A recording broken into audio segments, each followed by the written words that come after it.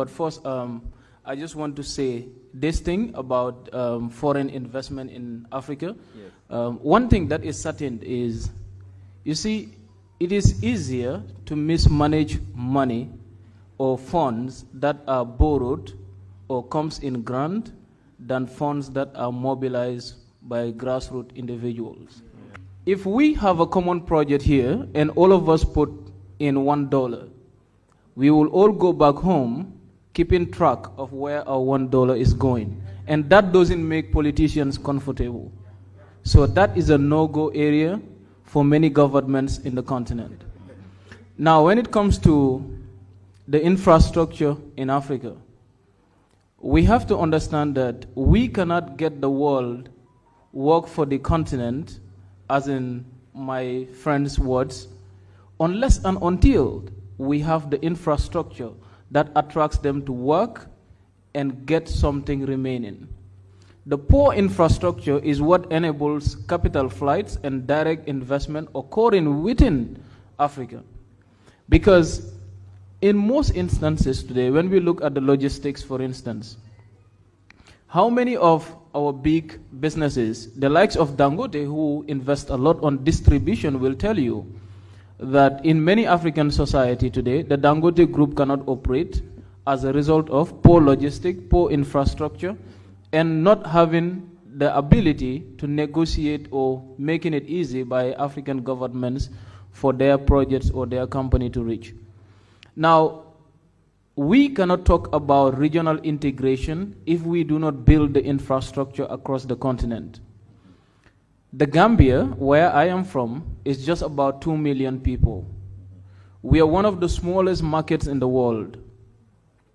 How do we expect the Gambia to produce and grow if an infrastructure is not built for Gambians to integrate and interact and do business with Ghanaians, Nigerians, and other parts of the continent?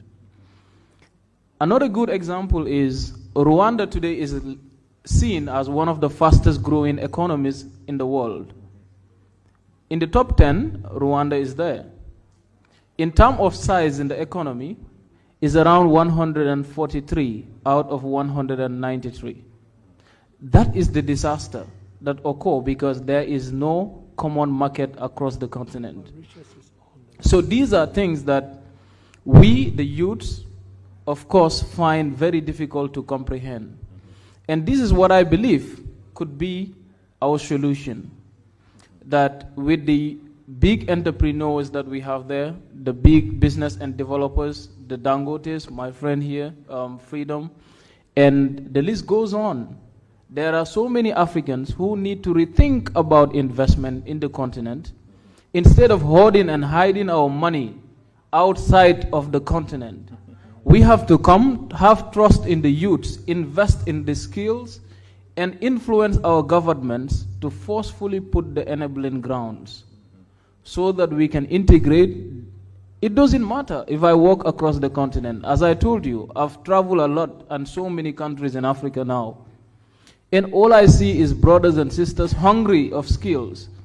I've seen youths building and making doors, gates in Nigeria, in the province of Nigeria, where we import them from China and Dubai, in the Gambia. This is the problem. And we cannot enhance this unless and until an infrastructure is built to put all of us together. And that is what we need to invest in now as a continent. Africa as a continent, we are made to believe that we have to stick with the financial institutions and financial dealings which are already set by a world without consulting Africa. And this has been the biggest disasters that we young people in the continent will have to leave generations to pay for. When we look at the numbers, we keep borrowing and yet don't multiply. And yet the same numbers that we're talking about cannot be channeled into human development. And that is the threat. That is the fear. And that is the anger and frustration that every African youth today is facing. So we need to have a paradigm shift in the way we deal with the rest of the world, first by looking at partnership. But then, a key important element will be, how do we capitalize on wealth generation within our own environment without destroying it for future generations, but at the same time, have an independent Africa that is fit to produce and distribute for itself evenly.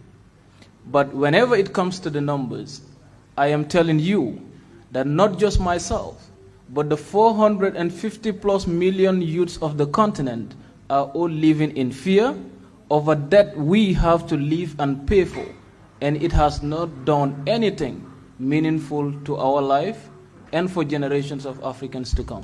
The first important aspect that we need to invest in as young people, and this is what I've been doing for the past 2 years, is to invest in the mindset. It is not all the time the skill set. We have young people that are dynamic and have skills and can change the paradigm. But how do we change in our thoughts and look inward in the continent to make sure that Africa is able to produce for its own? By December around 2019, I was offered a scholarship to go and study abroad. And this is for the young people. I toned this down and said I wanted to remain in Africa, to study in an African university, to study in an African country, to better equip me to build on those bases and understand Africa more, integrate and interact with the young people out here so that we can shape the future that we want. From that day till now, I've engaged thousands of young Africans on dialogues, intergenerational dialogues, to provide a blueprint that we as young people can rely on for the sustainability of our continent.